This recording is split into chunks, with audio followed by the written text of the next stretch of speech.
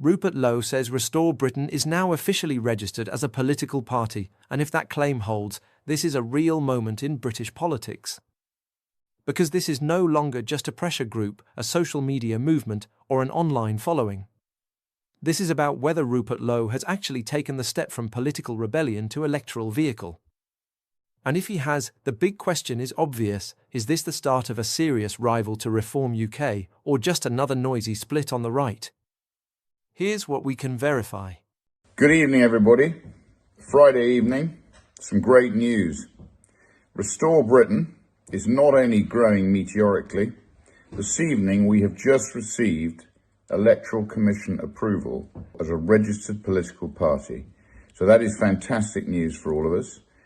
We're intending to win the next general election.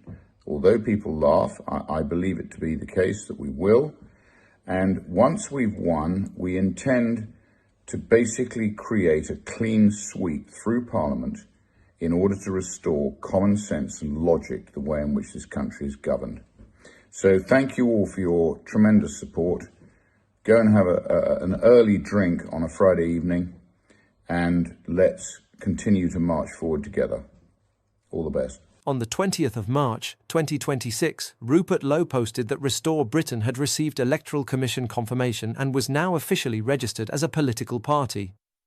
In the same message, he said the aim was to win the next general election. At the same time, the Electoral Commission page I could verify was still showing Restore Britain on its current applications page, and that page was last updated on the 19th of March, 2026. The Commission's wording is important. It says parties cannot use names and emblems on ballot papers until they have been approved. So the story right now is not really a mystery solved. It is this: Lowe says approval has arrived, while the Commission's public-facing pages may still be catching up. That matters because Rupert Lowe is not some fringe commentator on the outside. He is the sitting MP for Great Yarmouth, and the official UK Parliament record says he has served as an independent MP since the 7th of March, 2025, after previously sitting for Reform UK. That gives him something most start-up parties do not have on day one: an actual MP, an actual comments platform, and a ready-made national audience. If Restore Britain is now properly registered, that changes the game. Why? Because registration is what turns a political brand into something that can formally contest elections under its own identity. The Electoral Commission process exists precisely because party names, descriptions, and emblems affect what voters see on ballot papers. In other words, this is the difference between a movement with merch and a party with an electoral route. And that is why this matters far beyond Rupert Lowe's own supporters. On the British right, every split matters. Every competing label matters. Every personal brand with ballot access matters. Because once a politician has a registered banner, the conversation stops being "can he launch" and starts becoming "can he recruit candidates, attract defectors, and take votes?" That is a much more serious question. And this is where things get interesting. Rupert Lowe's appeal is built on confrontation, clarity, and the idea that he is saying what other right-wing figures are too cautious to say. His supporters will look at this and say, this is momentum. His critics will say, another splinter party just fragments the same voters. Both sides can make a case. If Restore Britain remains mostly an online enthusiasm machine, then this will generate headlines without changing much on the ground.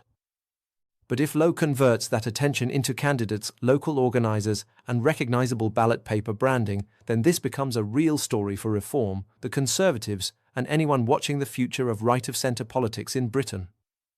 The most honest reading today is this: Rupert Lowe has announced a breakthrough. The Electoral Commission's last visible current applications page was still behind that claim when checked. So the safest wording is not "this is definitely done beyond dispute," but rather, Lowe says Restore Britain is now officially registered, and if confirmed across the Commission's public records, that is a meaningful step toward building a genuine electoral platform. And that alone is enough to make this worth watching.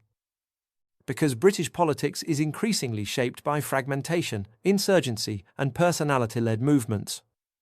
Rupert Lowe already has a seat in Parliament. Now he says he has a registered party to go with it. That is why this matters. So, is Restore Britain a real political force, or just the latest headline on a crowded right? That is the question.